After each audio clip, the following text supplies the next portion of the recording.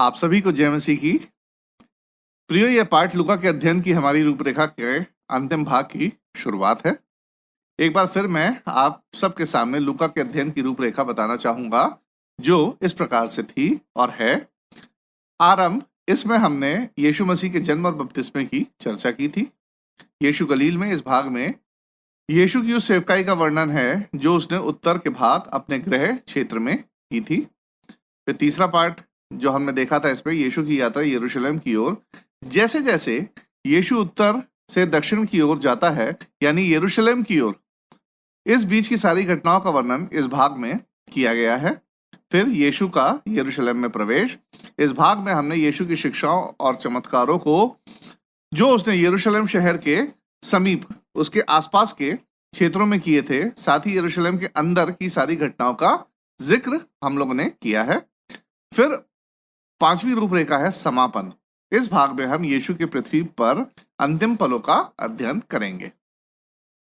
समापन के पहले भाग में हम फसह की तैयारी से लेकर पिलातुस के सामने यीशु के दूसरी बार प्रकट होने तक की घटनाओं का अध्ययन करेंगे, जो लूका के 22वें अध्याय से शुरू होकर 23वें अध्याय की 25वीं आयत पर समाप्त होती है। आइए हम चर्चा अपनी शुरू करते हैं प्रेरितों के साथ यीशु के अंतिम पल। समापन के भाग में ध्यान देने वाली बात यह है कि लूका के सुसमाचार में इस भाग की बहुत कम मूल जानकारी है। केवल हेरोदेस के सामने यीशु की उपस्थिति का संक्षिप्त विवरण लूका के सुसमाचार में प्रियो पाया जाता है। बाकी समापन यानी यीशु के अंतिम पल कहां पृथ्वी पर की सारी जानकारियां मत्ती, मरकुस और कुछ हद तक यूहन्ना रचित सुसमाचार में भी पाई जाती हैं, क्योंकि यूहन्ना स्वयं इन घटनाओं का एक चश्मदीद गवाह था। आइए हम बाइबल में से कुछ आयतों को पढ़ लेते हैं जो पाई जाती है लूका रचित सुसमाचार उसकी 22वीं अध्याय की पहली 2 आयतें, जहां इस प्रकार लिखा है। अख़मीरी रोटी का पर्व जो फसह कहलाता है निकट था, और प्रधान याजक और शास्त्री इस बात की खोज में थे कि उसे कैसे मरवा डालें, पर वे लोगों से डरते थे। प्रियो, 2 सरल आयतों में लूका वर्ष के समय के साथ ही यीशु की सेवकाई के अंतिम समय दोनों को ही स्थापित करता है। आइए हम पहले वर्ष के समय पर चर्चा कर लेते हैं। लूका वर्ष के उस समय को दर्ज करता है जिस समय अख़मीरी रोटी और फसह का पर्व मनाया जाता था। यह पर्व उस रात की स्मृति में मनाया जाता था जब मौत के फरिश्ते ने मिस्र के हर एक पलौठे मतलब चाहे वो मनुष्य का रहा होगा या फिर जानवर का, हर एक पलौठे को मार डाला था। परंतु उस समय गुलामी में रहे यहूदियों को छोड़ दिया था। इसका विवरण हमें निर्गमन के 12वें अध्याय में देखने को मिलता है। परमेश्वर ने अपने दास मूसा के द्वारा पहले से ही यहूदियों को इस घटना के बारे में अवगत करा दिया था और प्रतिज्ञा की थी कि हर वो परिवार जिसके घर की चौखट पर बलि के मेमने का लहू लगा होगा और जो अपने अपने घरों की सुरक्षा में बलि का भोजन करेंगे, वह घर बख्श दिया जाएगा। और जब मौत का फरिश्ता आया और मेमने के लहू को देखा, तो वह उस घर को पार करके, प्रियो पार करके, यही है पास ओवर, पार करके आगे बढ़ जाता है और वह घर परमेश्वर के दंड से बच जाता है। जब यहूदियों को गुलामी से मुक्त कर दिया गया था, तब परमेश्वर ने अपने दास मूसा को यह आज्ञा दी थी कि उस रात की घटना के स्मरण में फसह के भोजन को साझा किया करें, जिसमें भोजन की वही सामग्री हो जैसे बलि के मेमने का मांस, अख़मीरी रोटी किस लिए? इसलिए क्योंकि उन्हें मिस्र छोड़ने की जल्दी में पकाना था। रोटी में खमीर उठाने का समय नहीं था। और कड़वा सागपात जो मिस्र में यहूदियों द्वारा किए गए कड़वे व्यवहार का प्रतीक था। तो ये सारी घटनाएं ना आपको निर्गमन के 12वें अध्याय में देखने को मिल जाएंगी। बाद में जब यहूदी प्रतिज्ञा किए हुए देश में बस गए, तो प्रतिज्ञा किए हुए देश की खुशी और समृद्धि के प्रतीक में उन्होंने दाखरस को भी इस पर्व में जोड़ लिया था। फसह का भोजन एक पर्व या त्यौहार के रूप में आयोजित किया जाता था, जिसमें घर का मुखिया अध्यक्षता किया करता था और अपनी अगली पीढ़ी के बच्चे, मतलब अपनी आने वाली पीढ़ी को पूछे जाने पर उस रात की घटना के बारे में बताया करता था कि कैसे परमेश्वर ने मिस्रियों को मारते समय वहां रह रहे इजरायलियों को छोड़ दिया था। अखमीरी रोटी का पर्व परमेश्वर की आज्ञा के अनुसार फसह का भाग था और फसह यानी पास ओवर के दूसरे दिन पड़ता था। फसह के एक दिन पहले इजरायली फसह पर्व और अखमीरी रोटी के पर्व की तैयारी करते थे। वे अपने अपने घरों की साफ सफाई करते थे ताकि अपने घरों से हर प्रकार के खमीर को हटा सके।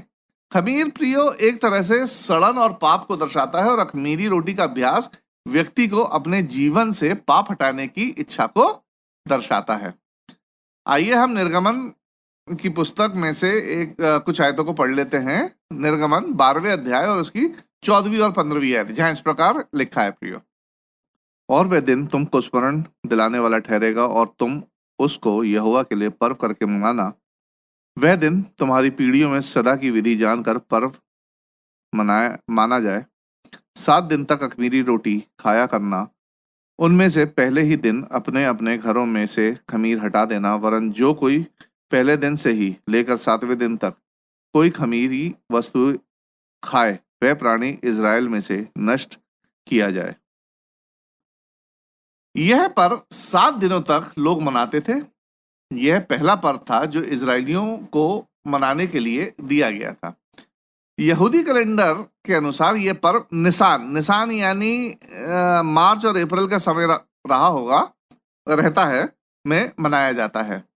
हमेशा की तरह लूका वर्ष, ये कौन सा वर्ष पड़ता है? वसंत ऋतु, वसंत और यहूदियों के धार्मिक महत्व के समय को दर्ज करता है। लूका ने शुरू से इस चीज का ध्यान रखा है कि उसने अपने सुसमाचार में हिस्ट्री का, ज्योग्राफी का बड़ा ध्यान रखा है, जिनमें यीशु के अंतिम पलों की घटनाएं घटी थी। प्रियो, यहूदियों के लिए फसह और अखमीरी रोटी का पर्व पवित्रता और परमेश्वर की आज्ञाकारिता का स्मारक हुआ करता था।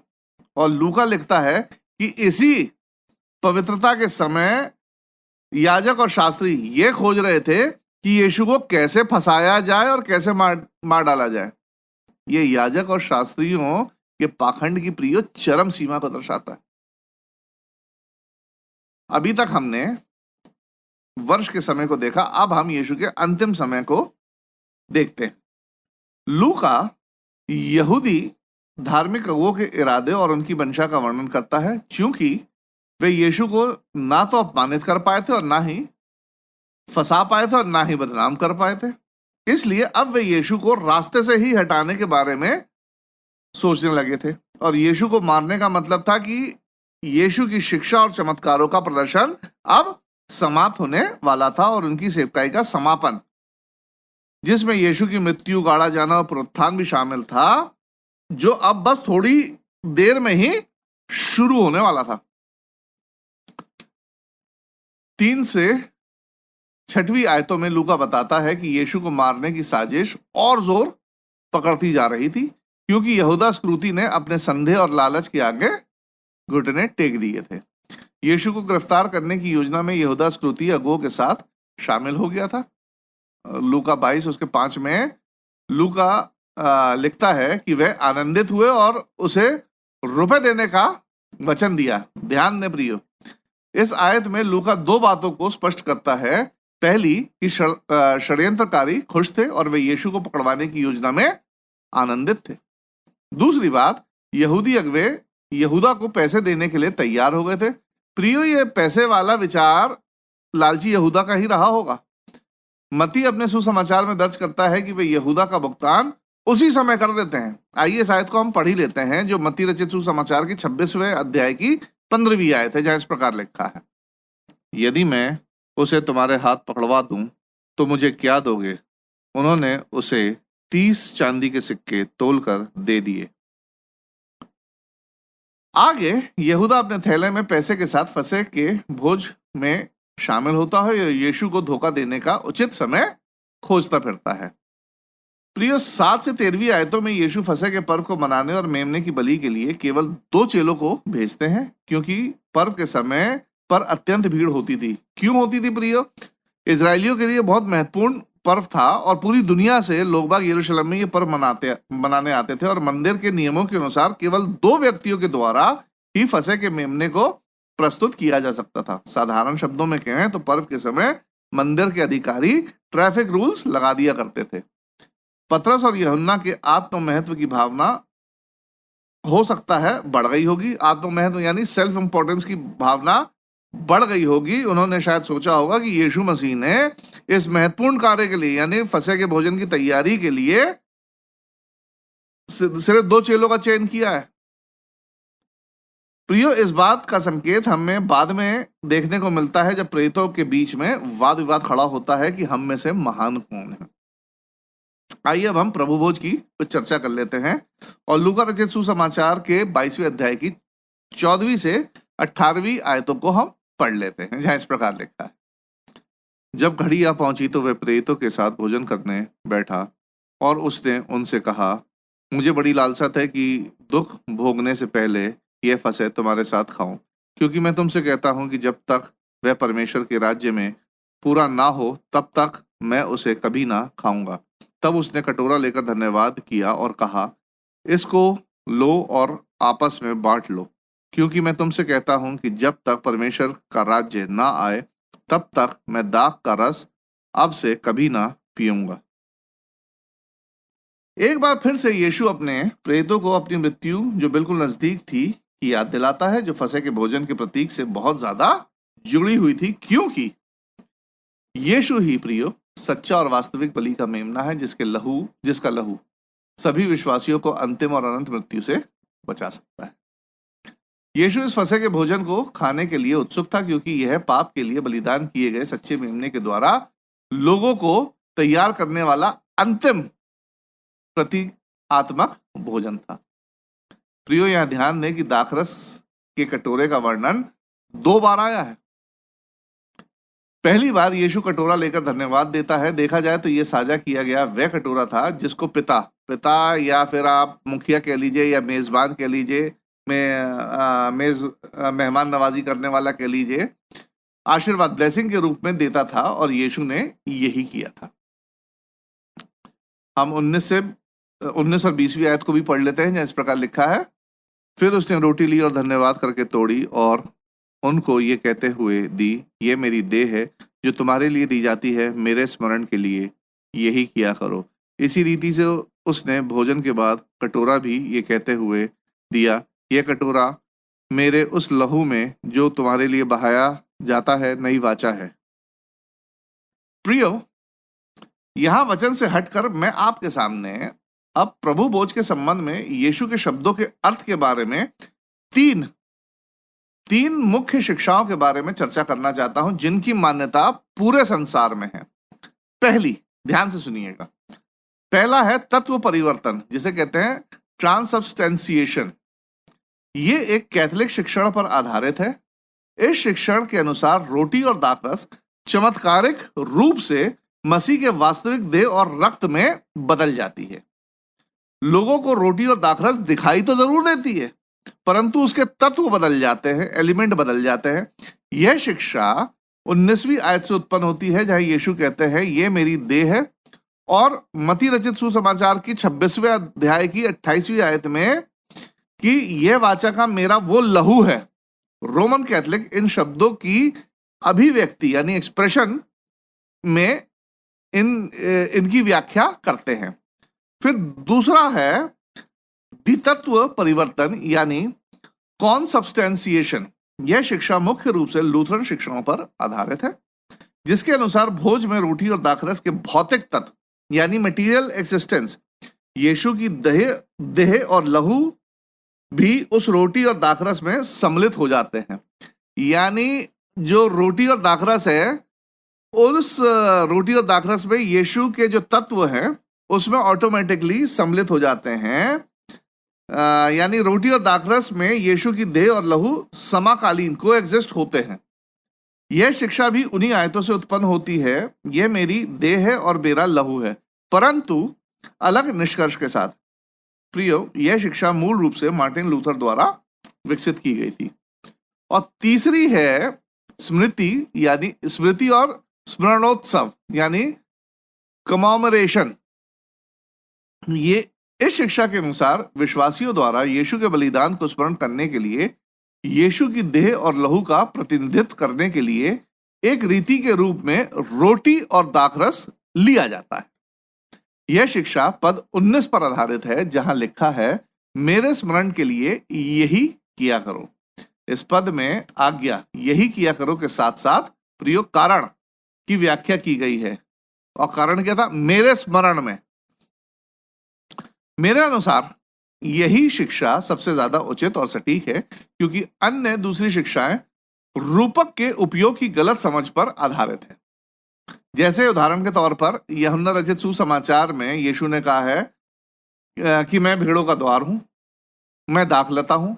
क्या यीशु के शब्दों का वास्तविक अर्थ यह था कि यीशु एक लकड़ी का दरवाजा है या एक पौधा है? नहीं, ऐसा नहीं। यह एक रूपक है और इनका अर्थ कुछ और ही है प्रियो।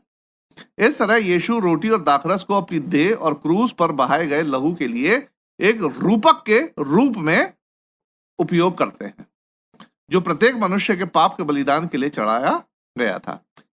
21 और 23वीं आयत में लूका ने चेलों की प्रतिक्रिया का सारांश बताया है, जब यीशु विश्वासघाती की घोषणा उनके बीच में करते हैं। यूहन्ना बताता है कि यहूदा बिना भोजन किए, यानी बिना पहला प्रभु भोज लिए, वहां से चला जाता है। अब महान कौन पर वाद विवाद होता है। प्रियो, यह खंड यानी ये सेक्शन एक वाद विवाद से शुरू होता है कि प्रेरितों में सबसे बड़ा कौन है। एक तर्क जो पतरस और यूहन्ना द्वारा प्रियो उठाया गया हो सकता है, क्योंकि यीशु मसीह ने इन्हीं दोनों को भेजा था फसह के पर्व की तैयारी करने के लिए। एक बार फिर लूका इस विषय पर यीशु की शिक्षा का वर्णन करता है कि परमेश्वर के राज्य में जो बड़ा है वह छोटे के समान, और जो प्रधान मुखिया है वह सेवक के समान बने। 28 से 38वीं आयतों में यीशु उन्हें आश्वस्त करता है कि वे यानी चेले स्वर्ग के राज्य में सबसे ऊंचे पद के लिए चुन लिए गए हैं, परंतु उससे पहले पतरस की परीक्षा शैतान द्वारा की जाएगी और वह एक समय पर यीशु का इनकार कर देगा। साथ ही यीशु उन्हें यह भी बताता है कि वे यानी चेले उसकी सुरक्षा के बगैर रहेंगे और वह यानी यीशु मार डाला जाएगा। प्रियो, अब हम दुख भोग की चर्चा कर लेते हैं, यानी पैशन की चर्चा कर लेते हैं। जैसे ही यीशु और उसके चेले फसह के भोजन के उपरांत अटारी मतलब ऊपर वाले कमरे से निकलकर गतसमनी बगीचे के लिए रवाना होते हैं, तभी से यीशु के शोक वाला भाग आरंभ हो जाता है। प्रियो, इसी को पैशन कहा जाता है। जैसे ही यीशु गतसमनी बाग से निकलते हैं, यहां से पैशन यानी दुख भोग यीशु का शुरू हो जाता है, और इस दुख भोग में 10 पॉइंट्स हैं। आइए हम उनकी चर्चा कर लेते हैं। यहाँ 10 घटनाएं घटती हैं इस दुख भोग में। पहली घटना, गतसमनी में यीशु की प्रार्थना। दूसरी, यीशु का धोखे से पकड़ा जाना। तीसरी, पतरस का इनकार। चौथी, महासभा के सामने यीशु। पांचवी, पिलातुस के सामने यीशु पहली बार। छठवीं, हेरोदेस के सामने यीशु। सातवीं, पिलातुस के सामने यीशु दूसरी बार, जब उसे मृत्युदंड मिलता है। आठवीं, सैनिकों द्वारा यीशु का अपमान और यातनाएं। नौवीं, क्रूस पर यीशु का चढ़ना और प्राणों का त्यागना। और 10वीं, यीशु का कब्र में गाड़ा जाना। इस पार्ट में हम गतसमनी बगीचे में यीशु की प्रार्थना से लेकर पिलातुस के सामने जब यीशु दूसरी बार गया था तब तक की घटनाओं को संक्षेप से प्रियो देखेंगे। आइए हम पहले घटना की चर्चा कर लेते हैं, जो गतसमनी बगीचे में यीशु की प्रार्थना से संबंधित है, जो 22वें अध्याय की 39 से 46 वर्सेस में हमें मिलता है। लूका इस घटना का एक संक्षिप्त विवरण प्रदान करता है, जिसमें प्रेरितों के सोने पर यीशु की फटकार का एक ही बार उल्लेख किया गया है, जबकि मती ने इस घटना को 3 बार बताया है। मती 26 में आप उसको देख सकते हैं। प्रियो, केवल लूका ने ही अपने सुसमाचार में दर्ज किया है कि यीशु का पसीना लहू की बूंदों में बदल गया था। अब मैं आपको बताऊं कि एक मेडिकल कंडीशन होती है। कई बार मैंने कई प्रचारकों को सुना है, वो इस चीज को स्पिरिचुअल तरीके से जोड़ते हैं, क्योंकि उन्हें मालूम नहीं है ये एक मेडिकल कंडीशन है कि जब भारी तनाव में किसी मनुष्य का पसीना लहू में बदल जाता है, और ये स्थिति मनुष्यों में बहुत ही कम, रेयर देखने को मिलती है, और इस स्थिति को कहा जाता है हेमेटोहाइड्रोसिस या हेमीड्रोसिस। प्रियो, ये इतिहास में कई और लोगों के साथ भी ये मेडिकल कंडीशन घट चुकी है, स्पेशली जो सोल्जर्स जो बहुत ज्यादा तनाव में रहते थे उनके साथ। साथ ही लूका ने दर्ज किया है कि उस घड़ी यीशु को संतावना देने के लिए वहां एक स्वर्गदूत प्रकट हुआ था। प्रियो, ध्यान देने वाली बात यह है कि यह यीशु की मानव रूप में विश्वास और आज्ञाकारिता की परीक्षा थी, ना कि दिव्य स्वभाव की। एक मानव रूप में यीशु को परमेश्वर पिता की इच्छा को स्वीकार करना था जो उसने किया था। यीशु मसीह इस समय बहुत ज्यादा स्ट्रेस में थे, बहुत ज्यादा तनाव में थे। प्रियो, फिर दूसरी घटना, यीशु का धोखे से पकड़ा जाना, जो 22वें अध्याय की 47 से 53 वर्सेस में हमें देखने को मिलता है। यहूदा बड़ी संख्या में सैनिकों के साथ, दर्शकों की भीड़ के साथ गेत्समनी बगीचे में उस स्थान पर आता है जहां यीशु और उसके चेले थे। विश्वासघाती यहूदा यीशु को चूमने के लिए आगे बढ़ता है। यह यीशु को इंगित करने के लिए यहूदा का एक पूर्व व्यवस्थित संकेत था। मरकुस ने अपने सुसमाचार में दर्ज किया है कि यहूदा ने बार बार यीशु को बहुत चूमा था। लूका बताता है कि उसके चेलों में से एक ने महायाजक के दास का कान काट दिया, जिसे यीशु ने छूकर अच्छा कर दिया था। यूहन्ना ने अपने सुसमाचार में इस घटना के चलते महायाजक के दास का नाम तक नोट किया है और उस चेले का भी नाम नोट किया है जिसने इस दास का कान उड़ा दिया था। और महायाजक के दास का नाम मलखुस था और जिस चेले ने कान काटा था हम सब जानते हैं, वो पतरस था। यहूदा के लिए यीशु की एकमात्र प्रतिक्रिया उसके विश्वासघात की गंभीरता पर सवाल उठाना था कि क्या तू चुम्मा लेकर मनुष्य के पुत्र को पकड़वाता है। यह यहूदा पर यीशु की टिप्पणी और उसके न्याय की घोषणा थी। ये तीसरी घटना, पतरस का इनकार, जो हमें 22वें अध्याय की 54वीं आयत से 62वीं आयत में देखने को मिलती है।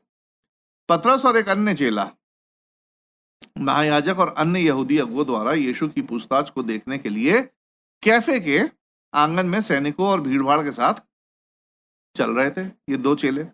प्रियो, यहाँ एक मानव स्वभाव की बात को देखा जा सकता है कि पतरस अपने आप को खतरे की स्थिति में महसूस कर रहा था क्योंकि वह यीशु का एक प्रसिद्ध चेला था और अभी थोड़ी देर पहले उसने महायाजक के दास को घायल कर दिया था। और उसकी बोली के उच्चारण से यह बिल्कुल साफ प्रतीत हो रहा होगा कि ये उत्तरी क्षेत्र गलील का है, यानी यीशु के साथ का है।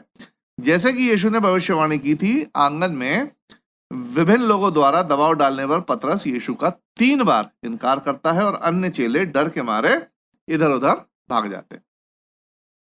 प्रियो, ध्यान दें, उस रात 2 चेलों ने यीशु का इनकार किया था, जिसमें से एक तो बचा लिया गया और एक नाश हो गया था। और ये 2 चेले कोई और नहीं, यहूदा इस्करियोती और पतरस था। आइए हम यहूदा की चर्चा कर लेते हैं। इस चेले का इनकार और यीशु के साथ विश्वासघात अविश्वास और लालच से प्रेरित था। यहूदा विश्वास नहीं करता था कि यीशु दिव्य मसीहा है। साथ ही पैसों के लालच ने उसे इतना अंधा कर दिया था कि वह यीशु को पकड़वाने के लिए मुआवजा चाहता था। क्योंकि उसे विश्वास नहीं था, इसलिए उसका पश्चाताप आशाहीन था, जो उसे उसके स्वाभाविक अंत आत्महत्या की ओर ले जाता है। पतरस ने यीशु का इनकार जरूर किया था, परंतु भय और अभिमान के कारण। भय के कारण इसलिए कि उसे डर होगा गिरफ्तारी और मृत्युदंड का, और अभिमान के कारण इसलिए कि वह सोचता होगा कि वो संबल और बलवान पुरुष है, उसे कोई झुका नहीं सकता। इस कारण से यीशु का इनकार किया होगा। उसे उसके खेद और पश्चाताप ने उसे पुनः स्थापित कर दिया था प्रियो, क्योंकि उसे यीशु पर विश्वास था। यह विश्वास ही था जिसने यहूदा और पतरस दोनों की नियति यानी डेस्टिनेशन को निर्धारित किया था। चौथी घटना, महासभा के सामने यीशु, जिसका जिक्र 63वीं आयत से 71वीं आयत में हमें देखने को मिलता है। उस समय के नियम के अनुसार मृत्युदंड का मुकदमा चलाने के लिए परिषद के 2 सत्र, परिषद यानी सैनहीड्रिन, यानी महायाजकों की और शास्त्रियों की जो परिषद होती थी उसे सैनहीड्रिन कहा जाता था, जिसमें करीबन 71 प्राचीन हुआ करते थे कि 2 सत्रों की 2 सेशंस की आवश्यकता होती थी। वो भी 24 घंटे के अंतराल। यूहन्ना 18वें अध्याय की 13वीं आयत में बताता है कि सबसे पहले महायाजक कैफे के ससुर हन्ना ने यीशु से पूछताछ की, जो पहले महायाजक के रूप में सेवा कर चुका था। लूका केवल उन 2 अवैध सभाओं को दर्ज करता है जहां ना केवल यीशु पर आरोप लगाया गया था, वरन महासभा के सदस्यों द्वारा उसका मजाक उड़ाया जा रहा था और उसे प्रताड़ित भी किया जा रहा था। प्रियो, ये कुछ ऐसा था कि एक अदालत में किसी का मुकदमा चल रहा हो और जज उससे कह दे कि मारो इसे, वहीं अदालत में मारो, इसका मजाक उड़ाओ। ये कुछ इस तरह का था। प्रियो, महासभा की दोनों बैठक अवैध थी, इलीगल थी। इसके कुछ कारण हैं। पहला कारण, यह बैठक आधी रात में हुई थी, कानून के अनुसार इसकी इजाजत नहीं थी। और दूसरी, उन्होंने यानी यहूदी अगुओं ने पहली और दूसरी महासभा की बैठक में 24 घंटे का अंतराल नहीं रखा था। जहां मृत्युदंड का मुकदमा चलाया जाना था, ऐसा लग रहा था कि उन्हें यीशु पर मुकदमा तथा मृत्युदंड देने की बहुत जल्दी थी। मती और मरकुस दोनों ने इस बात को दर्ज किया है कि यीशु पर कई झूठे गवाह और आरोप लगाने वालों को सामने लाया गया था। फिर भी पूरे मुकदमे के दौरान यीशु चुप रहा। जब यीशु से सीधे तौर पर पूछा गया कि क्या तू परमेश्वर का पुत्र है, तो यीशु ने हाँ में जवाब दिया, क्योंकि वह सच्चाई से इनकार नहीं कर सकता था प्रियो, भले ही अपनी मृत्यु की कीमत पर भी। अब 5वीं घटना को हम देखते हैं, पिलातुस के सामने यीशु पहली दफा, जिसका विवरण 23वें अध्याय की पहली 7 आयतों में हमें देखने को मिलता है। यहूदी कानून के अनुसार मृत्युदंड देने के लिए आवश्यक सबूत प्राप्त करने के बाद यीशु का दावा कि वही दिव्य मसीहा है, यहूदी धार्मिक अगुवे यीशु को पिलातुस के पास ले आते हैं, क्योंकि केवल रोमन सरकार को ही मृत्युदंड देने या मृत्युदंड सुनाने का अधिकार था। महासभा में लगाए गए झूठे आरोपों को यहूदिया प्रांत के गवर्नर रोमन प्रीफेक्ट पिंतुस पिलातुस के आगे फिर से दोहराया जाता है। अब पिंतुस जो है प्रियो, ये एक नाम है जो हो सकता है पिंतुस उसके परिवार के द्वारा गवर्नर को दिया गया हो, और पिलातुस ये गवर्नर की उपाधि है, टाइटल थी। पैरवी करने वाला रोमन सम्राट द्वारा वित्त, कर और अनुशासन का प्रबंध करने के लिए नियुक्त किया गया कोई व्यक्ति। This was a title, pilot. पिलातुस को मृत्युदंड देने के लिए कोई आधार नहीं मिलता है, परंतु वह यह स्वीकार करता है कि यीशु के पक्ष या उसके खिलाफ निर्णय लेने से वह परेशानी में पड़ सकता है। इसलिए वह इस मामले को हेरोदेस को सौंप देता है, जो रोमन सरकार के अधीनस्थ एक शासक था, जो गलील और उत्तरी क्षेत्र के लिए जिम्मेदार था। और यीशु कहाँ का था? उत्तरी क्षेत्र का था। 6वीं घटना जो है हेरोदेस के सामने यीशु, जिसका विवरण 23वें अध्याय की 8वीं से 12वीं आयतों में हमें देखने को मिलता है। हेरोदेस को यीशु का न्याय और उसे मृत्युदंड देने की कोई दिलचस्पी नहीं थी। हेरोदेस को कोई दिलचस्पी यीशु में नहीं थी। आखिरकार यीशु उत्तर से था और यीशु के मामले में हाथ डालकर वह अपना प्रभाव कम नहीं करना चाहता था। हाँ, यीशु के द्वारा हेरोदेस कोई चमत्कार जरूर देखना चाहता था, बड़ा उत्सुक था, क्योंकि उसने यीशु के बारे में बहुत सुना था। लेकिन जब यीशु ने उसके किसी सवाल का जवाब नहीं दिया, तो हेरोदेस उसको यानी यीशु को अपमानित करके वापस पिलातुस के पास भेज देता है। फिर 7वीं घटना हम देख लेते हैं, पिलातुस के सामने यीशु दूसरी बार, जिसका विवरण 23वें अध्याय की 13वीं आयत से 24वीं आयतों में पाया जाता है। प्रियो, लूका अपने लेख को दर्ज करने में काफी निष्पक्ष था। जैसे कि एक पत्रकार अपनी रिपोर्टिंग करता है, रिपोर्ट को दर्ज करता है। लूका बताता है कि पिलातुस द्वारा यीशु को आजाद करने के 3 प्रयास किए जाते हैं, परंतु हर बार यहूदी अगुवे और उनके द्वारा इकट्ठी की गई भीड़ द्वारा पिलातुस की आवाज को दबा दिया जाता है।